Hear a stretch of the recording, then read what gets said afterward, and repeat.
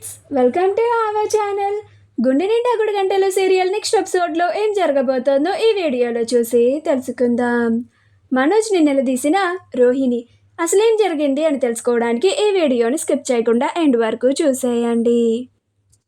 మనోజ్ రోహిణిలు ఇద్దరు పాయసం తింటూ ఉంటారు. అలా రోహిణి తాను తిన్న తరువాత వంటగదిలోకి వెళ్ళిపోతుంది. మనోజ్, నా వాల్యూ మీ ఎవరికీ తెలియడం లేదు. అసలు నేను ఎక్కడో ఉండాల్సిన వాణ్ణి, కాకపోతే నా టైం బాగోలేక ఇలా మీతో ఇంట్లో కూర్చొని మాటలు అనిపించుకోవాల్సిన పరిస్థితి పట్టింది అని అనుకుంటూ ఉంటాడు. ఈలోగా మనోజ్ ఫ్రెండ్ శ్రీధర్ నేరుగా ఇంటికి వచ్చేస్తాడు.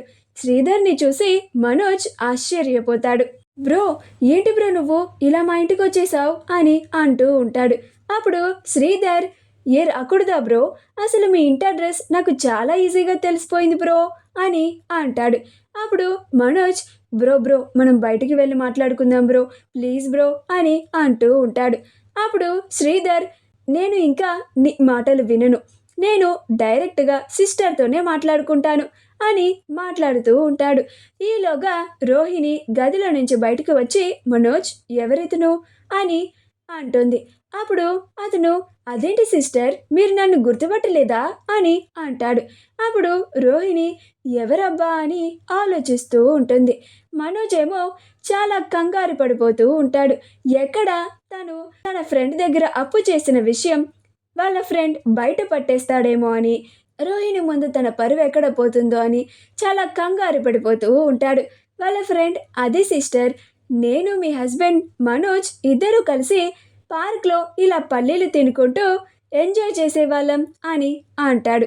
అప్పుడు రోహిణి మనోజ్ వైపు కోపంగా చూస్తూ ఉంటుంది. అప్పుడు రోహిణి, అవును, మీరు మా ఇంటికి ఎందుకు వచ్చారు ఇప్పుడు అని అంటుంది. అప్పుడు శ్రీధర్, అదేంటి, ఏం బ్రో, నువ్వు సిస్టర్కి ఏమీ చెప్పలేదా అని అంటాడు. అప్పుడు రోహిణి, దేని గురించి అని అంటుంది.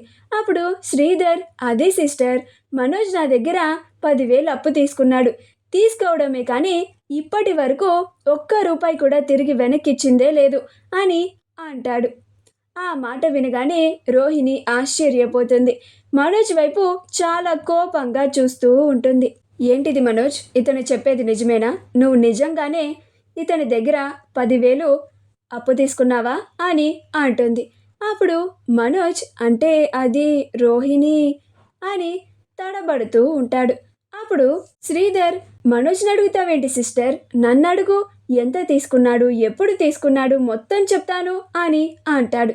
అప్పుడు రోహిణి, మీరు కాస్త ఆగండి అని, ఏంటి మనోజ్, అసలు నువ్వు అప్పెందుకు చేశావు, అంత అవసరం ఏమొచ్చింది నీకు అని నిలదీస్తూ ఉంటుంది. అప్పుడు మనోజ్, అంటే రోహిణి అని ఏమీ మాట్లాడకుండా మౌనంగా ఉంటాడు.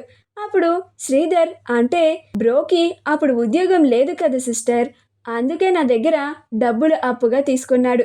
ఆ డబ్బులని ఇంటికి తీసుకొచ్చి మీ ముందు నటించాడు, అది జరిగింది అని అంటాడు. అప్పుడు రోహిణి, అంటే నువ్వు ఆ రోజు నాకు డబ్బులు ఇచ్చింది ఇతని దగ్గర అప్పు చేశా, నిజంగా నువ్వు సంపాదించి తీసుకొచ్చినవి కదా అని అంటుంది.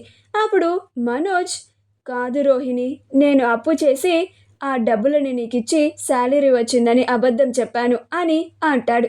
అప్పుడు రోహిణికి చాలా కోపం వస్తూ ఉంటుంది. అప్పుడు శ్రీధర్, సిస్టర్, మీరిద్దరూ తర్వాత మాట్లాడుకోండి, గొడవేంటో మీరు చూసుకోండి, కానీ నా డబ్బులు మాత్రం నాకు ఇవ్వండి అని అంటాడు. అప్పుడు రోహిణి, అదేంటి, నన్ను అడుగుతున్నారేంటి అని అంటుంది. అప్పుడు శ్రీధర్, మరి మనోజ్ బ్రో ఇవ్వనప్పుడు మనోజ్ బ్రో వైఫ్గా మిమ్మల్నే కదా అడగాలి అని అంటాడు. అప్పుడు రోహిణి, మీరు మీ ఫ్రెండ్ని నమ్మి మీ ఫ్రెండ్కి ఇచ్చుకున్నారు, మధ్యలో నాకేంటి సంబంధం అని అంటుంది. అప్పుడు శ్రీధర్ ఆశ్చర్యపోతాడు. మా వీడియో కనుక మీకు నచ్చినట్లయితే లైక్ చేయండి, షేర్ చేయండి, మా ఛానల్ని సబ్స్క్రైబ్ చేసుకోండి, పక్కనే ఉన్న బెల్ ఐకాన్ని క్లిక్ చేయడం మాత్రం మర్చిపోకండి.